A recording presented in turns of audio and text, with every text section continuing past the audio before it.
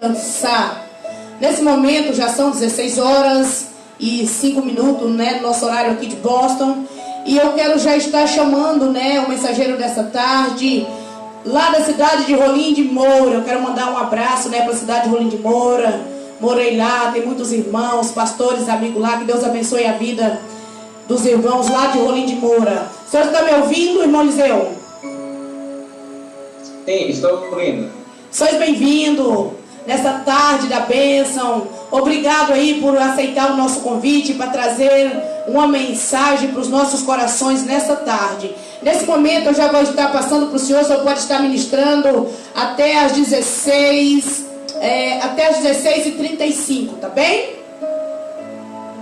Amém. Com o senhor, deixa Deus te usar. A oportunidade está contigo. Amém. Nesse momento, eu quero cumprimentar a todos os nossos irmãos, amigos que estão nos assistindo com a paz de nosso Senhor Jesus Cristo. E antes que eu leia a palavra, eu quero fazer espelho do nome do pastor Rogério, e a missionária Hélia, que está na responsabilidade desse trabalho, e juntamente com eles a missionária irmã Ivanusa e a missionária Cristialine, né? Deus abençoe vocês e a nossa gratidão pelo convite que foi estendido até a nossa pessoa. E também eu quero louvar a Deus pela vida de cada um dos companheiros, dos irmãos, dos amigos que estão nos assistindo e mandar nosso abraço a todos os nossos companheiros. Muita gente entrando em contato, inclusive deu até um probleminha aqui agorinha, porque muitas mensagens caindo aqui, muita gente mandando mensagem, tanto aqui do estado quanto fora do estado. Eu quero louvar a Deus pela vida de todos, de modo geral, que estão nos assistindo. Que Deus abençoe poderosamente a vida de cada um.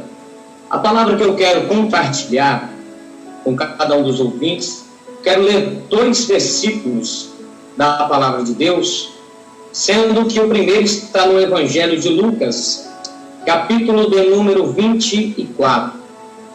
É um trabalho missionário e essa palavra, quando eu falo de missão, ela me traz um desenho, pelo menos de um dos pontos importantes da vida e da obra missionária.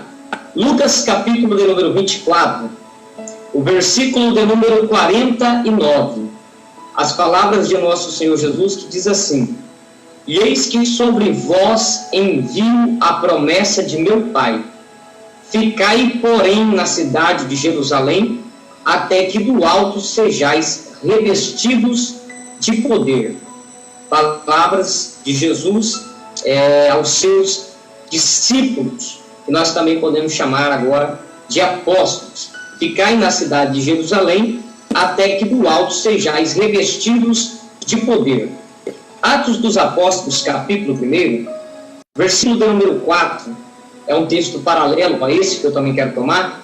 Está escrito: E estando com eles, determinou-lhes que não se ausentassem de Jerusalém, mas que esperassem a promessa do Pai, que disse ele: De mim ouvistes. O momento dessas 2 passagens, para quem é leitor das Escrituras sabe, que é o momento em que Cristo ressuscitou de entre os mortos e ele se apresenta aos seus discípulos, e antes que ele fosse assunto ao céu. E quando nós olhamos aqui para o texto de Atos, nós vemos que a partida ou a assunção de Cristo ao céu é subsequente a esse momento. Logo após o episódio que acontece nesses versículos, a Bíblia diz que imediatamente Jesus ele começa a subir diante dos seus discípulos, e ele vai subindo, os discípulos estão com os discípulos para ele, até que uma nuvem o encobre. E não é quando acontece o que está registrado em Atos capítulo 1, versículo 10, que os 2 varões brancos vão se apresentar para trazer uma nova mensagem de esperança de um retorno de Jesus a esta. Mas no momento Jesus já morreu, já ressuscitou, e antes da sua partida, é que vai pronunciar essa palavra para os seus discípulos. E nós podemos já imediato nessa parte do observar, é que o ministério de Jesus, que se estende em torno de 3 anos e meio, em boa parte, para não dizer que quase em todos os momentos desse ministério, os apóstolos, os discípulos estão com eles. São 3 anos e meio de preparação, 3 anos e meio ouvindo os maiores ensinamentos, as maiores e mais bonitas interpretações da Torá. É um ensinamento que vem sendo agregado ao caráter daqueles homens, e não somente ensino oral pela fala, como também o ensino prático, como nós temos, por exemplo, no Evangelho de João, capítulo 13, quando Jesus toma uma atitude e ele diz que aquela prática era para ser entendido logo após como um ensinamento de Jesus para os seus discípulos. Então eles conviveram todo esse período aprendendo com Jesus, tanto teoricamente através da fala, do ensinamento oral, como também aprendeu na prática todos os ensinamentos de Jesus. E até esse momento eles não apenas estavam aprendendo, como começaram a exercer as primeiras práticas, como servir a multidão, recolher o cesto, os alimentos que haviam restado das multiplicações, colocar em cesto, guardar, e muitos outros trabalhos, como nós temos em Lucas capítulo 10, que Jesus faz também um envio, 70 homens, antecedendo a esse ele já havia feito o envio de 12 homens, que são os 12 apóstolos. Então eles já estão dia após dia crescendo no conhecimento, e aquilo que nós sempre dizemos, na graça e no conhecimento de Cristo. Eles estão se aperfeiçoando, estão crescendo, adquirindo maturidade, experiência, e Jesus aos poucos lá vai disponibilizando ele algumas tarefas, como eu já citei aqui algumas delas, e por fim eles já estão sendo até mesmo enviados, não só a pregar, como também a fazer sinais, expulsar demônios e curar os enfermos. E alguns deles, pela ousadia que tiveram, já conseguiram desenvolver algumas ações particulares, como Pedro, que conseguiu andar sobre as águas, por exemplo. Mas o certo é que todo esse tempo é o tempo em que eles estão sendo preparados por Jesus. E quando Jesus morre na cruz do Calvário, que ressurge ao 3º dia, nesse momento é o momento que Jesus está conversando com eles, próximo ao momento da sua partida novamente aos céus, aonde ele iria e só retornará em um tempo desconhecido, que é um tempo indefinido, que Mateus capítulo 24, versículo 36 vai dizer que nós não sabemos o dia e nem a hora desse retorno. Mas o certo é que antes dessa subida de Jesus, antes dessa outra partida dele, esse retorno dele à sua casa paternal, Jesus ele vai dar essa orientação aos seus discípulos. E nessa orientação ele vai fazer uma recomendação. E eu posso dizer que vai além de uma recomendação, porque o texto de Atos capítulo 1, versículo 4 diz que ele ordenou. Então vai além de uma recomendação, é propriamente dito uma ordenança de Cristo. E essa ordenança que Jesus dá aos seus discípulos aqui é que eles não se ausentassem de Jerusalém. Essa é a ordem. Não se ausente de Jerusalém. Só que o texto de Lucas, capítulo 24, versículo 49, diz que eles não se afastassem de Jerusalém até que fossem revestidos de poder. O termo até é uma preposição de tempo indefinido. O que Jesus está dizendo é: vocês terão que ficar em Jerusalém, porém, vocês já têm um tempo marcado aqui. Vocês terão que permanecer na cidade até um limite já posto. E esse limite, ele já tem um tempo determinado para se terminar. Só que até que chegue o final desse limite, vocês terão que ficar em Jerusalém. E Atos capítulo 1, versículo 4 diz que eles tinham que esperar a promessa. É aqui que nós podemos observar, esperar a promessa. Então o tempo que eles terão que ficar em Jerusalém é o tempo chamado de tempo da espera. O chamado missionário, ele exige um tempo de espera, um tempo de preparação, um tempo onde o indivíduo ele torna-se preparado para exercer o chamado de Deus. É isso que o apóstolo vai dizer, nós estejamos preparados para responder quem indagar acerca da razão da nossa fé. É uma preparação. E esse tempo de preparação é o tempo que Jesus está dizendo para os seus apóstolos. Vocês já ficaram 3 anos a 3 anos e meio comigo, aprendendo, mas ainda não é suficiente. Vocês terão que aguardar em Jerusalém, esperar aqui o tempo da promessa, o tempo em que a preparação chegará ao seu ponto final. Esse é o ponto-chave da obra missionária. A obra missionária, ela é marcada pelo preparamento que o missionário tem. Uma preparação esta que ela torna capaz tanto de ganhar as almas, quanto de fazer com que essas almas possam conhecer a verdadeira essência do Evangelho e assim permanecer em Cristo Jesus. O segredo da obra missionária não se dá em um número elevado de pessoas se rendendo aos pés do Senhor após uma ministração, mas ele vai muito mais além. Ele é um trabalho árduo, efetuado com uma preparação do indivíduo que está exercendo esse ministério, para que essa pessoa que aceitou a fé, ela possa crescer na graça e no conhecimento de Cristo, para que assim ela possa permanecer servindo ao Senhor com alegria. Quando nós olhamos para o desencadear da história do cristianismo, até mesmo pelos próprios relatos bíblicos, nós vemos que a preparação dos apóstolos fizeram a diferença na história da igreja.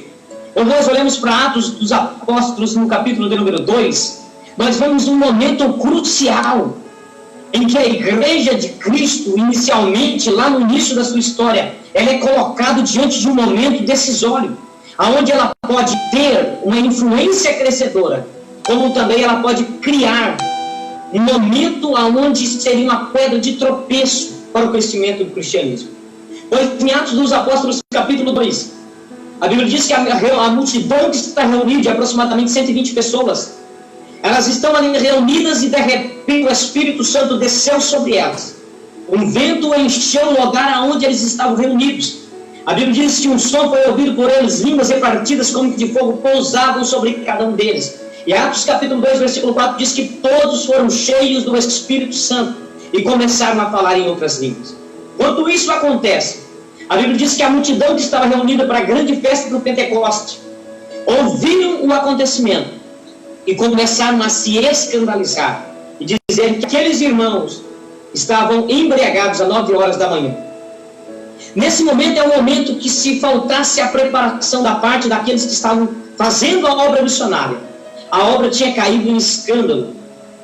A obra que era para crescer teria uma pedra de tropeço no início da sua carreira. E o cristianismo sofreria alguns detrimentos por essa ocasião. Mas, porém, os homens que estavam fazendo a obra missionária, eles haviam aguardado o tempo da promessa. Eles estavam preparados para exercer a obra missionária. E como eles estavam preparados, quando surgiu o grande falatório na cidade da capital de Jerusalém, Pedro se levanta como um homem preparado para um chamado missionário e diz: o que está acontecendo aqui não é embriaguez, é o cumprimento daquilo que está registrado no livro do profeta Joel, na nossa Bíblia de hoje, capítulo 2, versículo 28 a seguir, que diz: a dizer que depois derramarei do meu espírito sobre toda a carne, vossos filhos e vossas filhas profetizarão, vossos velhos terão sonhos e vossos jovens terão visões, sobre os servos e sobre as servas derramarei o meu espírito. Pedro vai dizer: é isso que está acontecendo, é o cumprimento da vontade de Deus, da mensagem profética. E a preparação de Pedro defendeu, Pedro criou ali uma apologia cristã em meio ao início do cristianismo. E é nesse momento que isso acontece, que a preparação ministerial de Pedro faz com que a multidão entenda o que estava acontecendo. Se Pedro tivesse apenas uma preparação espiritual para falar em línguas, para se encher do Espírito, o escândalo poderia ter permanecido, o falatório poderia ter tomado conta da cidade. Mas aqui está um missionário que tem preparação espiritual e preparação intelectual. Pedro se levanta com uma apologética, com uma mensagem apologética naquele momento, e diz: nada disso é motivo de escândalo, mas de alegria, porque hoje se cumpriu uma palavra profética. Sabe qual é o resultado? A Bíblia diz que quase 3.000 almas se renderam ao Senhor, aceitando a Ele como o único e suficiente Salvador da sua alma. Isso nos mostra que o tempo de preparação ministerial é importantíssimo para a obra missionária. E aqui eu quero abrir um parênteses para falar com alguém que está me ouvindo nessa tarde. Não seja negligente diante do tempo que Deus te dá para esperar a promessa, porque esse tempo é o tempo da preparação. É esse tempo que vai fazer de você um grande homem, uma grande mulher de Deus, em meio ao mundo de corrupções, em meio ao mundo de confusões, em meio a um século onde querem colocar em dúvida a veracidade da mensagem cristã, em meio ao século onde querem colocar em dúvida a veracidade de Cristo, da sua mensagem, das suas verdades. A obra de Deus carece de homens e mulheres que estejam preparadas para levantar a bandeira do Evangelho e defender a causa de Cristo aqui na terra. Então você que me ouve nessa tarde, eu quero te dizer uma coisa: não rejeite o tempo da espera. O tempo da espera, ele é necessário. Ele pode ser dolorido, ele pode ser angustiante, ele pode ser um tempo de inquietação, porque você quer fazer, você quer ir, você quer sair de Jerusalém, e parece que alguém está prendendo o seu ministério, parece que alguém está fechando a sua chamada. Olha aqui para mim, parece que o teu líder quer te matar, parece que alguém que está na liderança não quer te dar a oportunidade. Mas entenda o que Deus está te dizendo na tarde desse dia.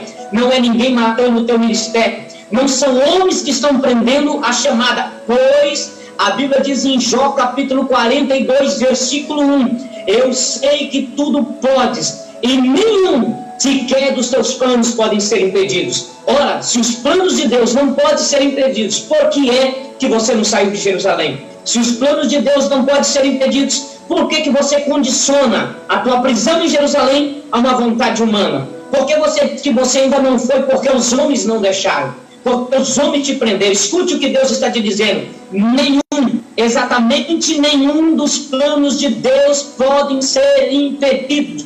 Quem é o homem de barro, quem é o homem do pó da terra para impedir um sequer dos projetos de Deus? Não, jamais acontecerá. A Bíblia diz que antes que houvesse dia, eu sou, e não há ninguém que possa fazer escapar das minhas mãos. Operando eu, quem é que impedirá? Entenda isso. Não é o homem que está atrapalhando a obra de Deus na sua vida. É o tempo da espera, é o tempo da preparação, é o tempo de ficar em Jerusalém. É Deus te dizendo: ainda não chegou a hora de sair de Jerusalém. É o tempo que você precisa esperar, porque enquanto você está esperando, eu estou te capacitando. Enquanto você está esperando, você está sendo preparado. Enquanto você está esperando, eu estou te preparando para uma grande obra. Essa é a mensagem de Deus. Agora, por que esperar em Jerusalém? Jesus poderia ter mandado eles esperar em qualquer lugar. Por exemplo, o rei de Adácio, o príncipe de Adácio, mandou uma mensagem para Jesus, quando Jesus ainda estava na terra, convidando Jesus e os seus discípulos para ir morar no seu país, que lhe daria tudo, oportunidades. Jesus sabia que Jerusalém não era um lugar fácil. Não vai dar tempo, falta poucos minutos, eu tenho que terminar. Mas Jerusalém não era um lugar fácil de se ficar. Por quê? Jesus já tinha sido preso pelos moradores de lá. A Bíblia diz em João capítulo 18, versículo 12, que Jesus foi levado para a casa do sumo sacerdote Caifás, no centro de Jerusalém, para ser julgado pelo Sinédrio. Jesus ouviu a própria multidão dizendo: solta a Pilatos e crucifica a Jesus. Jesus já tinha dito para Pedro e os demais: olha, vocês hão de me negar. Jesus sabia que eles seriam perseguidos. Jesus já avisou tudo isso para eles. Jesus já tinha alertado eles sobre as perseguições. Jesus sabia que Jerusalém não é cidade fácil, pois Mateus capítulo 23, versículo 37, Jesus diz: Jerusalém, Jerusalém, que mata os profetas e apedreja os que são enviados. Olha só, Jesus está dizendo que Jerusalém é lugar de matar profeta e de apedrejar os enviados de Deus. E por que Jesus manda eles esperar em Jerusalém? Por que Jesus não mandou eles para Adassa? Por que Jesus não mandou eles para um determinado lugar onde eles tivessem segurança? Quando nós abrimos a Bíblia em João capítulo número 20, versículo 19, a Bíblia diz que os discípulos estão dentro do cenáculo com as portas trancadas, com medo dos judeus. Por que Jesus mandou esperar em Jerusalém? Será que Jesus não sabia que eles correriam risco de vida? Será que Jesus não sabia que tentariam matá-los, que perseguiriam, que iria até o final para tentar tirar as suas vidas? Será que Jesus não se lembrava que eles não gostavam dele? Que eles não tinham prazer na mensagem de Jesus e nem nos seus seguidores? Mas Jesus disse: vocês não podem sair de Jerusalém. Olha só, parece haver uma contradição da parte do mestre. Mandar os seus queridos apóstolos, discípulos, esperar no lugar mais perigoso. Mas Jesus não estava equivocado. Sabe o que Jesus estava querendo mostrar para os seus discípulos? É que no lugar da promessa tem desafio a ser enfrentado. Todo homem ou mulher de Deus que quer fazer a obra, que está no lugar da preparação, enfrenta humilhação, enfrenta a perseguição, enfrenta desaforo, enfrenta perigos, a vida de alguém que é chamado pela vocação do Pai.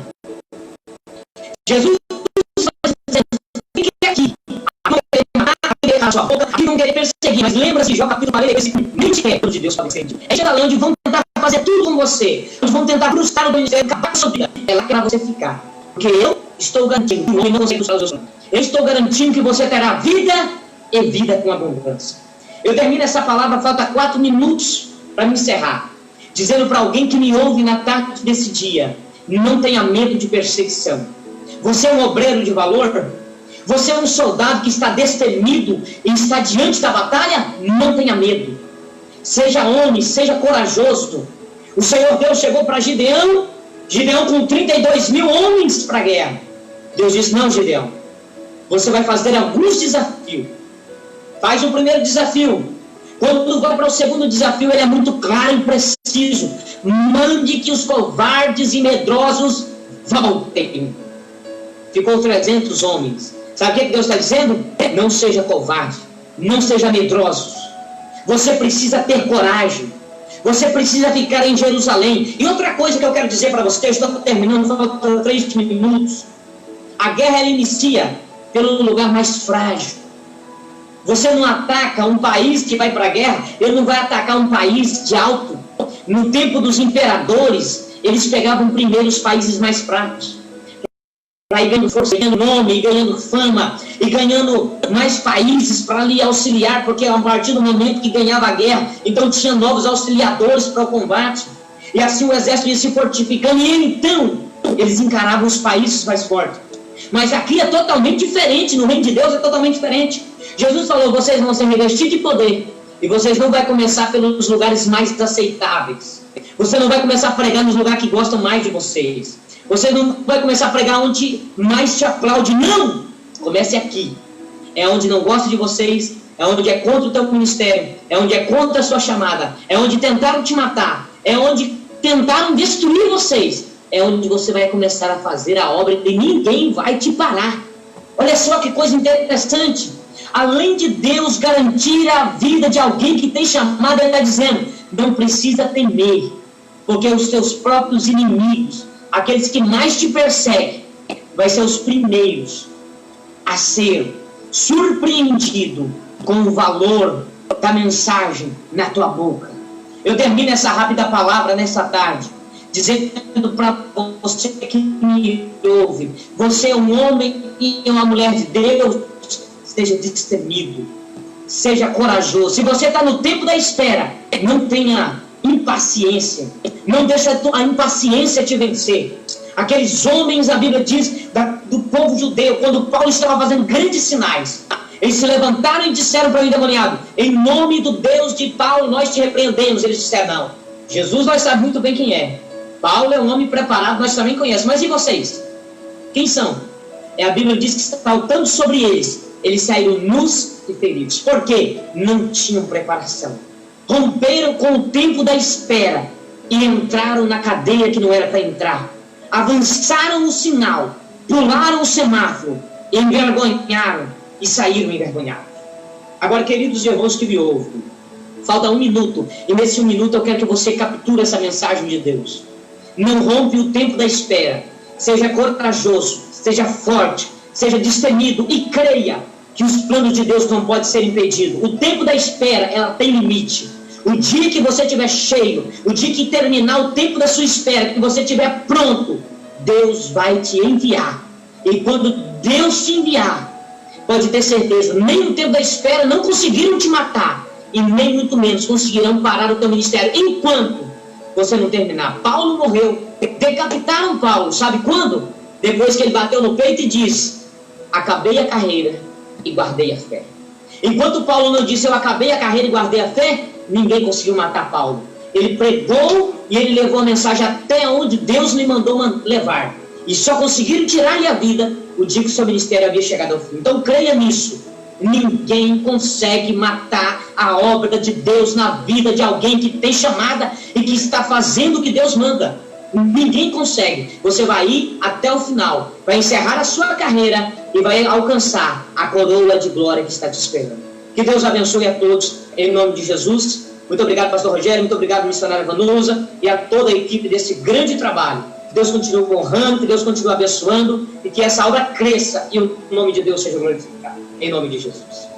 Amém. Poderosa palavra, né, da parte de Deus para os nossos corações.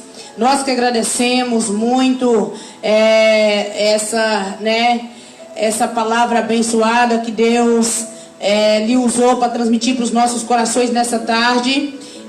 Foi um prazer tê-lo ministrando nesse trabalho missionário, que é a Tarde da Bênção, e a gente espera ver o senhor mais vezes. Você, né, que você era jovem, esperamos ver você mais vezes na Tarde da Bênção. Foi um prazer enorme. Um abraço aí para você, para tua família, né, para essa cidade abençoada que é Rolim de Moura. Eu tenho vários pastores amigos aí, já congreguei aí também alguns anos, e louvo a Deus pela vida, né. Inclusive foi nessa cidade de Rolim de Moura, no bairro São Cristóvão, que Deus me disse que me faria missionária de nações. Foi aí em Rolim de Moura. Eu lembro, carrego com muito carinho, e aonde eu vou eu conto esse testemunho, para que o nome do Senhor continue sendo glorificado. Mas foi nessa cidade abençoada, Rolim de Moura, então não tem como eu esquecer, né? Porque foi aí no trabalho de jovem que Deus me disse: filha, eu vou te ungir hoje missionária de nações. E realmente tudo que Deus falou naquela tarde de jovem, Deus cumpriu para glória dele, né?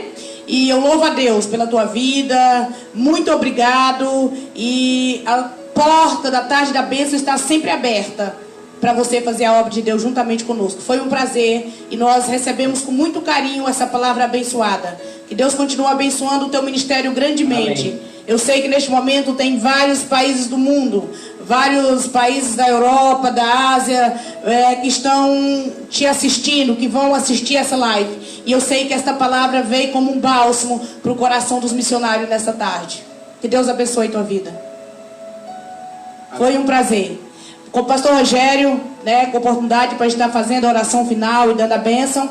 E vamos convidar, né, o irmão Eliseu para estar ministrando mais vezes na Tarde da Bênção. Pode ir, pastor Rogério.